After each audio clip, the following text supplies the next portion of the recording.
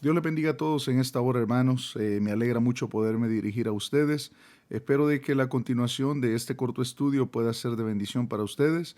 Hemos grabado ya, creo que 9 estudios de la primera carta a Timoteo. Todavía vamos por el capítulo 3, el verso 3. Ahora continuaríamos del verso 4 en adelante hasta donde Dios nos permita llegar. Bueno, hemos hablado de diferentes cosas en cuanto a los requisitos para los obispos. En este caso, la palabra, explicamos un poco acerca de la palabra obispos y cómo todo esto se ha transformado y podemos aplicar estos mismos requisitos para la vida de cada uno de los pastores. Dicho sea de paso, quiero pedir una disculpa que no estoy grabando un video, sino un audio. Espero pues que de igual manera este estudio ustedes lo puedan escuchar donde quiera que lo estén escuchando y pueda ser de bendición, ya sea que estén en la casa, vayan al trabajo o tengan un tiempo personal de estudio bíblico.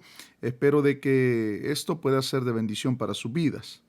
Bien, vamos a seguir en el capítulo 3 de la primera carta de Pablo a Timoteo y vamos a leer el versículo 4 y 5. Que gobierne bien su casa, que tenga a sus hijos en sujeción con toda honestidad, pues el que no sabe gobernar su propia casa, ¿cómo cuidará de la iglesia de Dios? No un neófito, no sea que envaneciéndose caiga en la condenación del diablo. También es necesario que tenga buen testimonio de los de afuera para que no caiga en descrédito y en lazo del diablo. Bien, leímos hasta el versículo 7. Quisiera detenerme en el versículo 4 y en el versículo 5 porque son de suma importancia. Cualquiera podría decir, bien, yo conozco pastores que no tienen a sus hijos cristianos, que son hijos rebeldes o que son personas que se han alejado de Dios. Tengamos mucho cuidado al ser juiciosos de primas a primeras, como decimos. Empecemos en primer lugar a ver la condición en la cual el pastor, vamos a poner diferentes escenarios. Veamos aquellos pastores que han sido pastores de toda la vida de sus hijos. Es decir, sus hijos crecieron en el Evangelio. Si los hijos del pastor han crecido en el Evangelio, pues el pastor va a tener una responsabilidad mucho mayor que aquellos pastores que han tomado el llamado de pastor y Dios los ha llamado mientras sus hijos ya estaban creciendo o han estado en la adolescencia. Van a tener un poco de más de demanda. Bien, en primer lugar consideremos aquellos pastores que tienen a sus hijos o tomaron el llamado mientras sus hijos estaban creciendo, o quizás el Señor los rescató ya cuando sus hijos estaban grandes. Hablemos de eso. Algunos tendrán a sus hijos quizás en rebeldía o en diferentes condiciones, quizás que no van de acuerdo a la vida cristiana que se tiene que vivir en un hogar, pero recordemos de que algunos de esos hijos ya han crecido en algún tiempo ya lejos del Señor, sobre todo si ya tienen mayoría de edad y decidieron no seguir al Señor, pues son personas que ya toman sus propias decisiones y pienso en este caso, doy mi parecer de que el pastor en este caso no tiene mucha culpa debido a que porque llegó al camino del Señor ya cuando sus hijos eran ya grandes y también él tomó el ministerio ya con sus hijos mayores, aunque sí va a tener mucho señalamiento y esto también cada uno de los pastores tiene que considerarlo, va a tener mucho señalamiento. Tenemos que entender nosotros como iglesia y como cristianos de que esos hijos ya habían crecido en el mundo lejos del Señor, lejos de una vida cristiana. Vámonos al otro caso. El otro caso sí es un poco más delicado. Los hijos que han crecido en el Evangelio, en la iglesia, y quizás algunos han nacido dentro del ministerio pastoral. Es ahí donde el pastor va a ser mucho más criticado y más señalado si no tiene a sus hijos en sujeción, y es aquí donde yo creo y considero de que se aplica en su totalidad la palabra que acabamos de leer. Pues la palabra del Señor dice así, que gobierne bien su casa, que tenga a sus hijos en sujeción con toda honestidad. Hay otra cosa también que nosotros tenemos que considerar, y es de que cada persona llega a un momento donde toma sus propias decisiones y donde esa persona pues decide si seguir al Señor o no seguir, independientemente de la enseñanza que ha recibido en casa. Quizás la enseñanza que ha recibido en casa sea una buena enseñanza o haya sido una enseñanza bastante estricta en cuanto a los lineamientos de la palabra del Señor, lo cual está muy bien para un pastor. Pero si el muchacho o la muchacha llega a mayoría de edad y empieza a tomar sus decisiones como un adulto, el pastor no tiene por qué sentirse avergonzado si es que le ha enseñado de la manera correcta o le ha enseñado lo mejor en su vida, le ha guiado en toda su vida hacia la palabra del Señor y a Dios y amar al Señor. No se tiene que sentir de ninguna manera avergonzado, no tiene que bajar la cabeza cuando la gente le critica, sino pararse y decir: yo le enseñé a mis hijos el buen camino, ellos quizás han tomado no las decisiones que yo deseo o quizás algunas malas decisiones, pero eso ya ellos responderán delante del Señor. Ahora, nosotros como iglesia nos corresponde no ser tan juiciosos, sino comprensivos en estos aspectos. El pastor va a ser mucho más criticado cuando le suceda lo que le sucedió a Elí. Y ahí tenemos la palabra del Señor y la referencia en el capítulo 2 del primer libro de Samuel, cuando se empieza a narrar la vida de los hijos de Elí y cómo Elí no les estorbó. A Dios le desagradó mucho cómo ellos profanaban las ofrendas, cómo ellos pecaban en el templo y cómo ellos vivían su vida. Y eso arrastró también el ministerio de Elí. Quisiera que hiciéramos referencia a este pasaje bíblico en el capítulo 2, verso 27. Y vino un varón de Dios a Elí y le dijo: así ha dicho Jehová, ¿no me manifesté yo claramente a la casa de tu padre cuando estaban en Egipto en casa de Faraón? Y yo le escogí por mi sacerdote entre todas las tribus de Israel, para que ofreciese sobre mi altar y quemase incienso y llevase el efod delante de mí. Y di a la casa de tu padre todas las ofrendas de los hijos de Israel. ¿Por qué habéis hollado mis sacrificios y mis ofrendas que yo mandé ofrecer en el tabernáculo? Y has honrado a tus hijos más que a mí, engordándoos de lo principal de todas las ofrendas de mi pueblo Israel. Por tanto, Jehová el Dios de Israel dice: yo había dicho que tu casa y la casa de tu padre andarían delante de mí perpetuamente, mas ahora ha dicho Jehová: nunca tal yo haga. Quisiera que nos detuviéramos ahí y meditáramos, aunque no es este el pasaje de reflexión principal que tenemos. Sí es importante que nosotros hagamos una referencia a este pasaje y a la vida de Elí, porque uno de los requisitos de los obispos era que tuvieran a sus hijos en sujeción. Ahora, la consecuencia espiritual en la vida de Elí con sus hijos y cómo el pecado de sus hijos y la falta de reverencia de sus hijos hacia Dios y hacia las cosas sagradas arrastró también con la vida de Elí y también con su ministerio. Fíjese lo que la palabra del Señor expresa. El deseo de Dios era que Elí y su casa tuvieran delante de él un ministerio perpetuo. Pero el Señor dice: nunca yo tal haga, porque yo honraré a los que me honran y los que me desprecian serán tenidos en poco. Es decir, el Señor quería bendecir a Elí, a su descendencia y tenerlos como sacerdotes para siempre. Pero ¿qué sucede? El Señor dice: no, ya no. Ese deseo que yo tenía ya no será así por lo que han hecho. Ahora nosotros podemos considerar una cosa más profunda acá de todo esto, de que las bendiciones y los propósitos de Dios pueden ser truncados, pueden ser detenidos cuando nosotros no hacemos lo que a Dios le agrada. Es decir, si Dios tiene planes con nosotros en nuestra vida, planes grandes de bendición, planes de hacer de nuestro ministerio algo grande, si nosotros no hacemos su voluntad, todo lo que Dios deseaba hacer con nosotros viene a ser tenido como nada.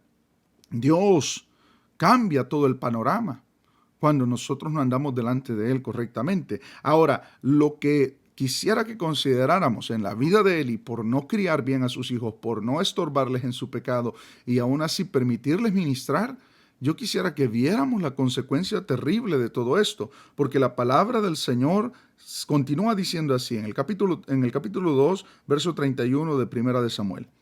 He aquí, vienen días en que cortaré tu brazo y el brazo de la casa de tu padre, de modo que no haya anciano en tu casa.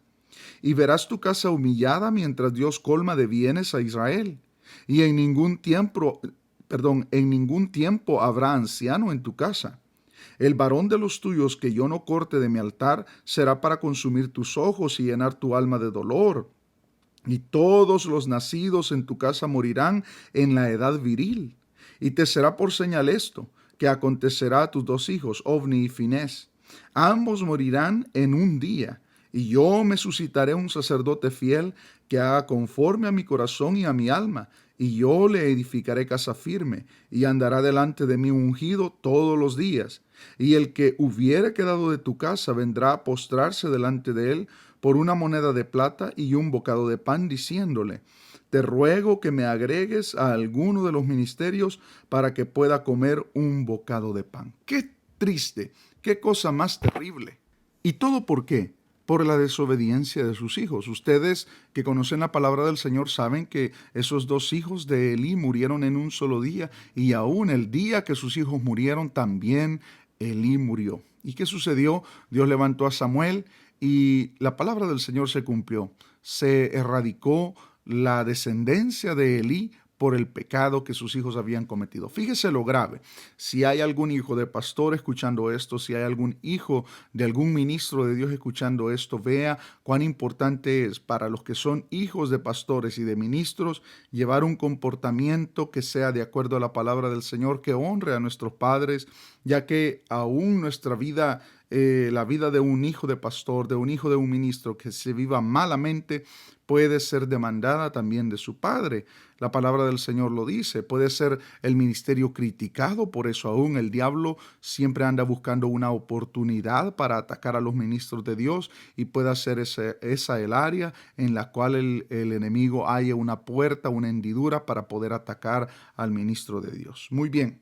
Pero vuelvo y repito, si un pastor, si un padre de familia ha hecho todo lo posible y ha criado bien a esos hijos, pero aunque los haya criado bien, ellos decidieron alejarse de Dios, ya es un asunto en el cual ellos no se tienen que sentir avergonzados. Hablo de los padres, porque ellos dieron lo mejor en su enseñanza y en su ejemplo, pero sus hijos decidieron ya lo contrario, porque el evangelio no es un asunto de que si nací en una familia cristiana ya soy cristiano. No. Eso es para aquellos que han tenido un encuentro personal con Dios. Es necesario que nosotros enseñemos a nuestros hijos a amar a Dios y a que ellos vean también el beneficio de servir a Dios. Ahora, hay un paréntesis acá en el versículo 5 que dice: pues el que no sabe gobernar su propia casa, ¿cómo cuidará de la iglesia de Dios? Pablo usa acá la lógica y dice: quien no es una buena cabeza de hogar, pues tampoco será una buena cabeza dentro de la iglesia. No será un buen líder. El hogar de un líder habla mucho de su liderazgo también en la iglesia. Vea cómo nuestros hogares, como pastores, como ministros, están puestos a la luz y también están puestos para ser vistos, señalados, criticados, pero también admirados. Dios no nos va a dejar, Dios no va a dejar a nuestros hijos, no va a dejar nuestro hogar si nosotros nos empeñamos en nuestra vida en enseñar lo correcto en nuestro hogar, en dirigir hacia Dios, hacia el camino del Señor nuestro hogar. El Señor será fiel para sostener nuestra familia, sostener nuestro hogar y defendernos. Eso es una promesa de la palabra del Señor. El verso 6 continúa y dice algo muy interesante: no un neófito. ¿Qué significa esto? Es una persona recién convertida, alguien nuevo, alguien que apenas está comenzando en la obra del Señor. No un neófito, y aquí da el apóstol la referencia por qué, la razón por qué no se tiene que poner. No sea que envaneciéndose caiga en la condenación del diablo. Alguien dijo muy certeramente alguna vez: si usted quiere conocer el corazón de una persona, dele un privilegio. Y eso es lo que sucede cuando una persona llega a una posición dentro de una iglesia de privilegio. Se conoce el corazón que tiene, se conoce el corazón que tenía, sale a la luz lo que verdaderamente hay dentro de aquella persona. Si se vuelve arrogante, si se vuelve altivo, si se vuelve una persona que agrede a los demás, si se cree más que los demás, todo eso sale a la luz cuando se le da un privilegio. También las personas que tienen madurez, que están bien cimentadas en la palabra del Señor, también salen a la luz y también los podemos considerar cuando tienen un privilegio. Pero el apóstol Pablo hace acá la referencia con los neófitos. No pongan neófitos, alguien recién convertido, alguien que no tiene la experiencia. Amados hermanos, si usted está en el camino del Señor y anhela un privilegio, espere que Dios se lo dé. Clame a Dios, busque a Dios, siga constante en la obra del Señor y espere que Dios lo ponga en el lugar donde usted le va a servir al Señor, sea en un privilegio alto, sea en una célula, en un campo blanco, como le llame. El Señor sabe dónde usted sirve y dónde va a servir en la vida. Poco a poco Dios lo llevará. El problema de muchas personas que están comenzando en el camino de Dios es que se desesperan, es que quieren todo a la rápida. Y no es así, no todas las cosas llegan rápidamente. El Señor desea que crezcamos espiritualmente, que aprendamos a vivir una vida de fe, una vida de dependencia de Él. Ahora, amados hermanos, la palabra del Señor dice, no sea que envaneciendo se caiga en la condenación del diablo. Ahora acá nosotros vemos las repercusiones y también las consecuencias que se dan cuando una persona nueva queda, que cae muchas veces en condenación del diablo. ¿Por qué? Porque hay una infinidad de problemas que pueden surgir cuando un neófito está en una posición a la cual no pertenece todavía. Se mete en problemas y al meterse en problemas se mete en rencillas, en cosas que dañan el corazón, que dañan la fe, ya no se puede levantar. Es decir, a veces el privar a una persona de privilegios no es hacerle un mal, a veces es hacerle un bien, porque los privilegios le pueden arruinar, le pueden perder. Fíjese lo que dice acá, que puede caer en condenación del diablo. Es decir, una persona que se pone prematuramente en un privilegio puede llegar hasta perder su salvación. Esto es algo delicado. No es algo que se tiene que hacer a la ligera, sino que se tiene que considerar con atención, con meditación y con mucha oración. Nosotros los pastores tenemos una gran responsabilidad cuando nosotros delegamos privilegios dentro de una iglesia, saber a quién se los estamos dando y por qué se los estamos dando. No importa si se enojan con usted, no importa si lo critican. Usted sabe la persona que tiene la madurez de desempeñar los privilegios dentro de una iglesia. La palabra del Señor continúa en el verso 7 y dice, también es necesario que tenga buen testimonio de los de afuera, para que no caiga en descrédito y en lazo del diablo. La importancia del testimonio en la vida de una persona, la importancia del testimonio público, no tanto de las personas cristianas, sino de los de afuera. Eso es lo que está diciendo la palabra de Dios acá. ¿Qué tal si nosotros pusiéramos a una persona que no tiene buen testimonio afuera? Que sus negocios son negocios que tienen truhanería, engaño, que roba, y de repente llega a la iglesia una persona que lo conoce afuera y no lo conoce adentro, y de repente llega a la iglesia esta persona de fuera y mira al que le ha robado, al que le ha hecho un mal negocio, en el púlpito cantando, predicando. Qué triste sería para esa persona mirar a ese individuo, a ese hermano, dirigiendo una congregación, dirigiendo algo dentro de la iglesia, sabiendo que le ha hecho algo malo a él. ¿Qué es lo que sucede? Que las personas que no son cristianas se alejan más de Dios, creen menos en el Evangelio por el descrédito que una persona con mal testimonio le ha dado y le ha presentado afuera de la iglesia. Nosotros dentro de la iglesia tenemos un ambiente y nos sabemos desenvolver muy bien en ese ambiente, pero qué importante es desenvolvernos muy bien afuera. Cuando andamos conduciendo, cuando nos enojamos, cuando hay una oportunidad de agarrar algo que no es de nosotros, pero no lo hacemos. Qué importantes son todas esas cosas que, aunque al parecer nadie lo mira, siempre hay unos ojos que nos están viendo. En primer lugar, el Señor, y en segundo lugar, pueden ser algunas personas que estén ahí. Nosotros no sabemos cuándo las vamos a encontrar y cuándo en nuestra vida vamos a llegar a verlos aún dentro de una iglesia, quizás de la congregación en la cual nosotros somos líderes. Tengamos mucho cuidado, hermanos. La palabra del Señor dice, para que no caiga en descrédito y en lazo del diablo. Los lazos del diablo son cosas muy terribles, son cosas de las cuales no se puede salir, son cosas que atan a la persona de una manera terrible, espiritualmente hablando, y el testimonio nos ayuda a librarnos de los lazos del diablo. Ahora, amados hermanos, considerando estos versículos que estamos viendo, no solamente hemos considerado el hogar de un ministro de Dios, sino también hemos considerado el testimonio. Nosotros los ministros de Dios, aunque no somos perfectos, estamos puestos en posiciones donde se nos demanda una responsabilidad, se nos demanda un comportamiento, se nos demanda una manera de hablar, de vestir, de comportarnos, de dirigir nuestro hogar. Y cualquiera pudiera decir que es difícil es ser un ministro de Dios, que difícil. Sí, puede ser que sí, pero tenemos que recordar dos cosas. Dios nos ayuda en primer lugar, y vivir una vida así, con este tipo de responsabilidades un poco rigurosas, nos ayuda a nosotros a vivir mejor con Dios, a tener una vida para Él, consagrada para Él. Amados hermanos, hemos llegado al final de los requisitos de los obispos. Hemos ya estudiado en los últimos 3 o 4 estudios, desde el versículo 1 del capítulo 3 de la primera carta a Timoteo hasta el versículo 7. Espero de que si usted no ha escuchado los estudios anteriores, los puede escuchar y edificarse en ellos. Si usted tiene un comentario, una pregunta o también una sugerencia, puede dejarlo en la caja de comentarios de donde escuche usted este audio. Así es que, amados hermanos, espero de que sea de bendición, que nos cuidemos, que cuidemos nuestro hogar, nuestro testimonio.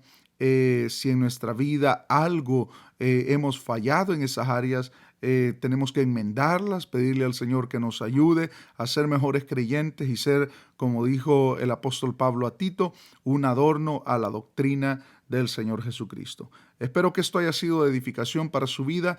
Dios me los bendiga, amados hermanos.